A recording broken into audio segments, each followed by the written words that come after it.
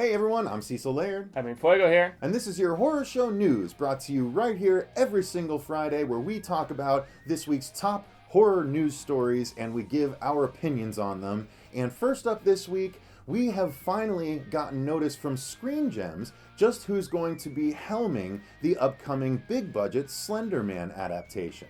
Of course, Slender Man has been adapted into full-length features a couple times already, but on a much smaller scale. The more pedestrian variety. More pedestrian variety, in fact, yes. But it is a very, very popular, essentially at this point now, cult story that originated on the Creepypasta website that actually then went into a really popular series of video games. And now it is poised to make its way to the big silver screen, thank goodness, because it is an extremely scary property that basically stars a I was going to say lanky and tall, and it came out long, but maybe he's long, I don't know. Let's not go there. But he's a tall, slender man that is essentially in a black suit and completely faceless. Yeah. And you do not want to run into him. If you see him in the games, you run and hope for the best. But it is extremely exciting to know that there is a big budget movie coming our way. Now, the director that has been named is none other than Sylvain White. Don't know who that is? Who is that? That's because he's basically known for directing Stomp the Yard, as well as a few episodes of Hawaii Five-0, Empire, and most horror, Sleepy Hollow. Yeah. So there is no telling whether or not it's going to be outstanding just based on the director's talent. However, I am super excited that they're far enough along in the process to have named a director. Yeah, I'm just really curious because some pundits that I look up to, the Mr. Disgusting and a few others, were excited about this choice for director. But, you know, as you mentioned, we don't really know much about his work. I don't watch Sleepy Hollow, unfortunately, which seems to be his sole genre work. But I'm just most creeped out by the fact that this is a character that has taken on a life of its own with this HBO documentary that shows the real life insanity that has been spread by the just phenomenon that's been this character. So just for that reason alone, even if I don't know as much about the property, I haven't played the video games or anything, just the idea of the Slender Man creeps me out because he's that influential and is that just creeptastic because of that. Yeah, and there's no telling just what's going to happen in this new iteration because it's interesting. Already we've had huge talent playing the Slender Man in one of those earlier straight-to-VOD movies that I mentioned. Doug Jones actually played the Slender Man. Yeah, upcoming Bye-Bye Man. Exactly. Bye-bye. So it's a shame that he won't be able to play the Slender Man in the more substantial movie, or maybe he will. I don't know. Maybe he can wrangle that since he already did it once. Who the hell knows? I would love to see it, but Screen Gems, get on that. Seriously excited about this one. Yeah, amen. I'm quite curious. Now, something else that I'm curious about, because there's some more uncertainty behind this project, is Shane Black's The Predator. We've reported on it previously when we were doing Kings of Horror news that the casting was looking kind of iffy after Benicio del Toro left the project. They replaced him with Boyd Holbrook. I don't really know much about this guy beyond the fact that he was in Gone Girl in a very small part. Also had a small part in Morgan. I think he was the cook in Morgan that was being a little flirtatious with, well, I guess the co-lead of sorts. But he's also going to be in the Logan movie as a cyborg character that you probably know a little bit more about, Donald Pierce. So he is going to be playing that character. I guess he's some antagonist of the X-Men at some point in that series. And so, yeah, he has more high-profile work coming. He took over Benicio's role as the lead in this. And then they recently added a comedic presence to the proceedings in Mr. Keegan-Michael Key. I always get these two guys mixed up, unfortunately. I was not a big Key and Peele watcher, but I know you were. Yes. Do you think his comedic presence would be a cool balance on something like this? Yeah, I think they're going to need. I think they're going to need the comic relief if they're going to have a lot of really intense action scenes and things like that. So I think balance. I think absolutely. I mean, there's Shane Black actually played more of the comic relief in the original one. Yeah. So yeah, it's interesting that he's trying to make sure that someone takes over that role in the new movie. And yeah, I love Keegan-Michael Key. He's been in a lot of stuff, including popping up on Rick and Morty.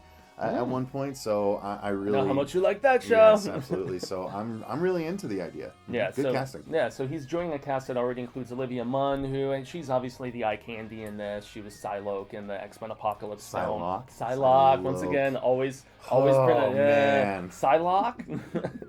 Yeah, but there's also his name is Trevante Rhodes, and he was in this film Moonlight that just recently won Best Dramatic Picture at the Golden Globe. So they've got some, dramatic chops with him. They've got the eye candy with Munn. They've got Holbrook is like going to be the pretty boy lead at this point, and you got some comedic relief with Mr. Keats or Keegan, I should say. And so there's still these rumors swirling that it's going to be set in the suburbs, even though Shane Black disregarded it. Bloody Disgusting, our overzealous friends over there, once again reported this week that that's still where the setting is. So, Shane Black personally refuted that. Maybe he's just saying, he's trying to save face, but I don't like that setting. Do you think that would really work for Well, this they character? already went back to the jungle and repeated the first Predator with the JGL version. Yeah. Wasn't that Joseph Gordon-Levitt, or was it only Adrian Brody? I know it was Adrian Brody, but was Adrian JGL Brody was in it, also, and then also you're thinking of Topher Grace. Topher Grace, yes, They're exactly. interchangeable. Yeah. Sometimes. Foreman from that 70s show. I actually liked that one. I know you didn't like that one very much. I only watched it once. I'm excited to actually rewatch it in our course to rewatch all of them leading up to the new releases of both Alien and Predator. So we got some retro reviews coming at you guys of those first 3 Predator movies too.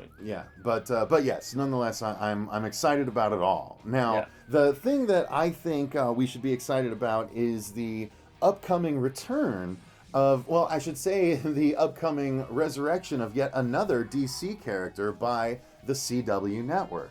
Just recently, over the course of the last summer, they resurrected Supergirl from its doomed, I believe, CBS fate. Correct. Yep. And they brought it into the fold over in the Berlantiverse, as Kevin Smith umbrella. likes to call it, because Greg Berlanti oversees both or all of Arrow, Flash, Supergirl, and Legends of Tomorrow. I just got engaged. Congratulations. Yeah, absolutely. Yeah. But apparently he's poised to bring yet another property in, as NBC's Constantine was canceled after just one season back in 2015.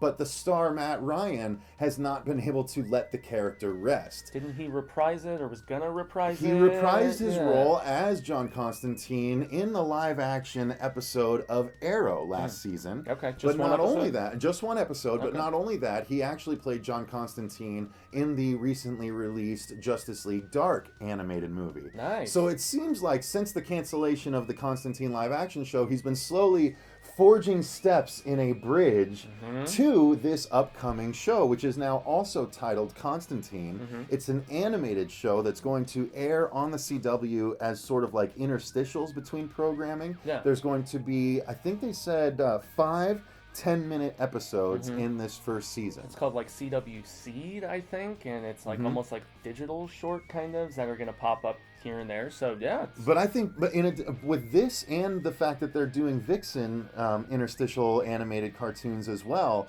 there's now 6 different CW DC programs. They've essentially converted it into the DCW at this point. I like that. That's good. Hashtag DCW. So I'm excited about this. What about you, man? You never watched any of the Constantine show, right? I didn't, but I enjoy the character. I've read some of the initial Hellblazer comics that were really rad, and then I happen to like the movie with Keanu in it. So I liked it too. I thought it was good. So it makes me especially curious if CW is testing the water for a resurgence of the live action proper on their network. Just add another feather to the hat, man. I mean, I wouldn't see why not. I mean, it would give them more of a spooky side of things, because doesn't each one, like, from whether it's Arrow or Flash, they all have their own kind of vibe to them?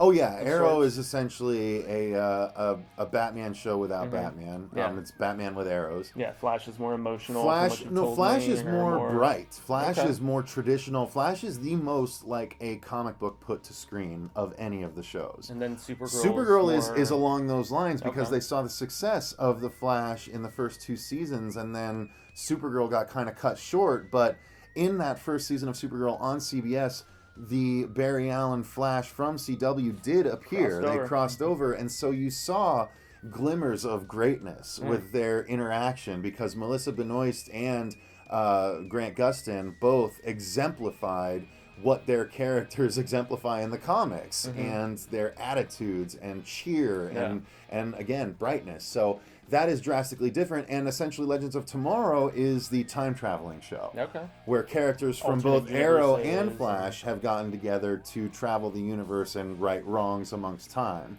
Okay. So it's really interesting. Now we're going to get Constantine, which is the more occult side of things, and we already have Vixen going, which is a female-led thing besides Supergirl. So it's all really cool in my opinion. And Constantine deals with hell on a regular basis, so it's very horror, and I am excited about it. To be fair, I was thinking Flash on the emotional side because I always think of Kevin Smith and his crying reaction. That first season finale is incredible. I've cried numerous episodes of that show. They're tremendous. Okay, well, some fans may be crying tears of joy, or they may be just totally freaked out and upset because of the fact that Dean Koontz is apparently going to have many more adaptations of his work coming. I guess, according to reports that I was reading up on, he hasn't had professional representation for years at this point because he got so fed up with really crappy adaptations of his work. He was collaborating with the USA Network at one point on a Frankenstein TV show that he got so fed up with, he just left the project midway. They went their direction and he went his direction and wrote 5 novels about, his telling of the character. And so, but I guess he's willing to try to make a little bit more dough because he signed on with a New York-based company called Inkwell Management. And then he's also got Brillstein Entertainment, who he's partnered with for TV and film adaptations. So he's going for it. He's actually sold more copies of books than my beloved Stephen King. He's sold over 500 worldwide in 38 languages. He's like 3 or 4 years older than King. I know he got lumped into that same 80s, 90s, thriller, kind of supernatural at times, just I guess niche of the scary stuff. And he was never as successful, I think, as far as adaptations go. He didn't have that iconic thing like a Carrie or a Shining or It or something like that. But I actually happen to really like Phantoms. I know you liked Odd Thomas. Odd Thomas is amazing. I was just going to bring it up. Yeah, and yet the diehards hate on Odd Thomas. They just put out the 7th and final. Yeah, Mr. Disgusting once again. He was hating on that adaptation. Maybe he's a fan of the book series. They just released the 7th one called. Sorry, I got to consult the notes. Saint Odd. I guess it was the 7th and final book in the series that just came out in 2015. So he's being ambitious again, though, and so maybe it's not even so much monetary, it's he wants to just crack into a fan base that I think is probably pretty fervent based on the sales. What do you think? I don't know what the motivations would be, but I'm excited for anything he does after seeing Odd Thomas, quite frankly, or anything that's brought to us as after that. So rest in peace, Anton. Though that's sad to think about. That is really sad because Odd Thomas is frankly one of the reasons I loved Anton Yelchin the most. Quite frankly, I mean, I felt more from that character than I'd felt in a horror movie in quite a long time. Wow. I love that movie. Yeah, I sadly, I haven't seen it. It's terrible. Yes, I know. Terrible. It really is. As much as I love Anton too, so that will have to move up on the list. Well, you love it because now. it's a love story. The whole movie is a love story, so it's really great. I really want you to see it now. Stuff about being destined to be together and whatnot. And I guess Koontz has a new series coming out. It's a Jane Hawk trilogy series, but this is him more so going into the thriller side of things. It's about an exiled FBI agent who decides to take a leave of absence, and then she gets framed. And so that's why maybe I was never as into Koontz, because King's stuff is more supernatural, and Koontz just delved into it here and there. So, but hey, bring it on. I will definitely check it out because the guy's got talent. I love Phantoms, yo. Affleck was the bomb in Phantoms, yo. I say it again. So for my last story, you guys, I'm going to talk about something that some misguided people might think is a dying portion of the horror genre, or a subgenre, as I like to call it, of found footage. They might think is dying off, or might claim to think is dying off. But someone else we talked about. I think they might be raging a little bit because they're not a fan of the genre. However, found footage is going to reach, I think, new levels of popularity with Paranormal Activity Lost Souls, which is a virtual reality game set to be released this year on all major virtual reality headset platforms. So you've got the you've got the HTC Vive, you've got the Oculus Rift, you've got the PlayStation VR. All 3 of these things are going to be carrying this game at some point this year. Some saying spring, but it's not been confirmed.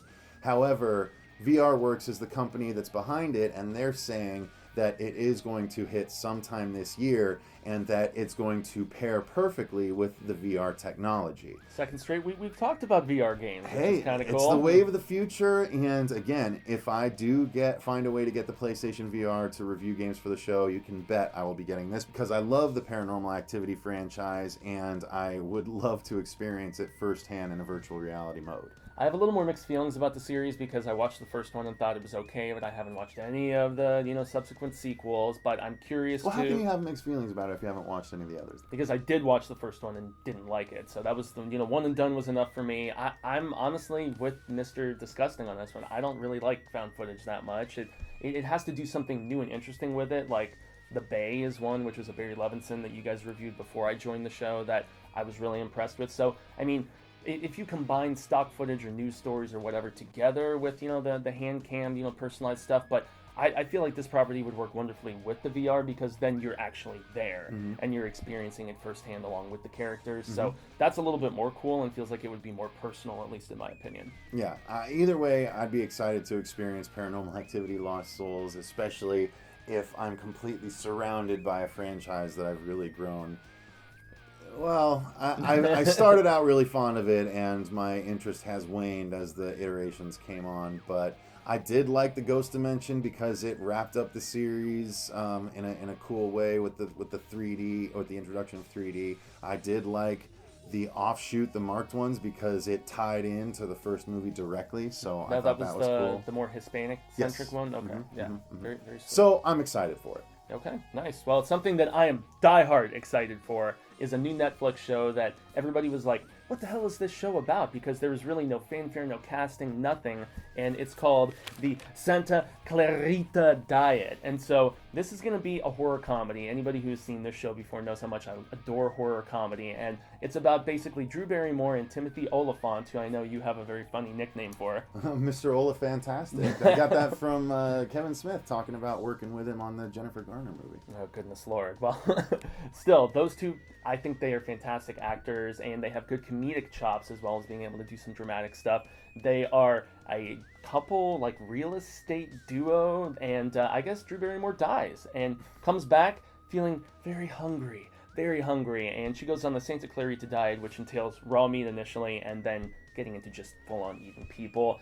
This is 2 episodes of the 10 directed by Ruben Fleischer, I believe his name is, and he was the guy who directed the awesome Zombieland, which was a great melding of comedy and horror. Absolutely. This sounds like it would be too. Yeah, and there's some comedic guest stars that are going to be on there. Andy Richter is going to make an appearance, Nathan Fillion, Patton Oswalt, but just the photos that are circulating right now of Drew just covered in blood, looking hungry and whatnot. I mean, it looks like it could be comedic gold if done right, and with that Zombieland dude behind it, with the stars that I like so much, I'm pretty stoked. And there's a funny viral campaign going on right now about the Santa Clarita Diet and how it can help you. So, would you get on the Santa Clarita Diet?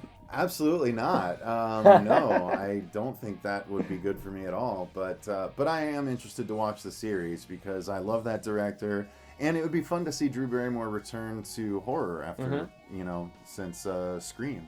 Oh, yeah. I don't think she's been in it since, right? And even younger stuff like Firestarter. I mean, maybe there's been some direct-to-video stuff that we missed in the 90s here or there or something. But I'm stoked at this premise. I like the fact that we can watch all 10 episodes on February 3rd. That's pretty rad. And the fact that Drew has said, I guess she just went through a big divorce, like her 3rd one. And so she was like, this is not a series that's going to be super heavy on like the couple splintering off and everything being bad. She said, if I quote her correctly, it's not heavy, it's sort of sweetness, but yet she said it also has bite, backbone, and balls. So I'm hoping it's funny, yet really gory and nasty, and I think that would be right up both our alleys, right? I think so. I know where we're going to be probably in front of our TVs at some point around February 3rd, although that is the release date of Rings. However, we may have seen it beforehand if all works out. So we'll see. If that's the case, then our review of Rings should be up beforehand, and we can focus on the Santa Clarita Diet. I'm all for it. Give me some of that meat, man. So that's going to do it for this week's news stories and our opinions on them. Thank you very much for watching, you guys. Let us know in the comments down below if you're excited about any of these things or if you have any opinions on any of this week's news stories. We love talking to you guys about it, so hit us up in the comments down below. And while you're down there, click the link to the merch store in the description box where you can go to our TeePublic site where we have our awesome Coexist design, as well as our horror show logo, as well as a lot of other independent horror artist mashup designs that you can get plastered on t-shirts of many different colors. So check it out. Help us out. It would support the show. We really appreciate it. Thank you very much for watching. I've been Cecil Laird. Gracias, Jaime and Fuego. And remember, stay scared. Like, share, subscribe. We appreciate it. As usual.